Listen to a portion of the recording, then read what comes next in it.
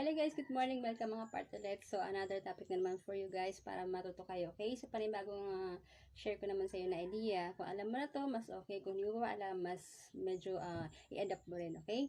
So, para mas maganda, pagka sa online marketing ang ginamit mo dito sa pagbibusiness, kailangan mas marami, the more na marami kang kausap, mas marami kang chance na may mag-pay in sa'yo, okay? Na meron mag-sign in, okay?